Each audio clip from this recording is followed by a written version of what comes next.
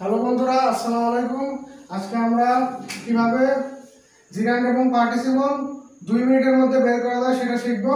তো দেরি না করে শুরু করা যাক। প্রথমে জিরান্ড হচ্ছে আমার ভার্ব প্লাস আইএনজি, যেটা কাজ করবে নাউনের মতো। জিরান্ড হচ্ছে ভার্ব প্লাস আইএনজি, যেটা কাজ করে নাউনের মতো। আর পার্টিসিপল হচ্ছে সেটা ভার্ব প্লাস আইএনজি, যেটা কাজ করবে অ্যাডজেক্টিভের মতো। তো এটা আমরা খুব সহজে বের করার জন্য একটা শর্ট ট্রিক্স মনে রাখবো, সেটা হচ্ছে পিজি হসপিটাল। পি বলতে আমরা এখানে বুঝতে পারছি যে প্রিপজিশন এবং পিতে পসেসিভ। আর হচ্ছে প্রিপজিশন তো আমরা জানি বাই, তারপরে হচ্ছে উইথ, ফর, এক্সেট্রা। আর পসেসিভ আছে হিজ, মাই, আওয়ার, এগুলো সব possessive.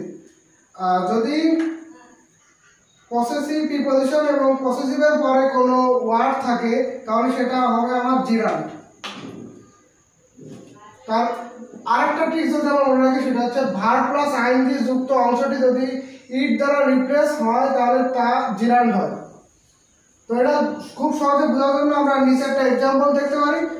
Reading is my habit.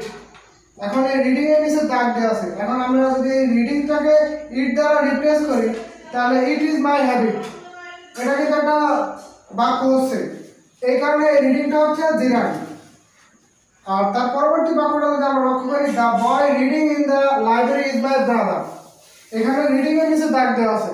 এখন যদি আমরা এই রিডিংটাকে ইট দ্বারা রিপ্লেস করি, the boy it in the library is my brother, এটা কোনো বাক্য হচ্ছে না।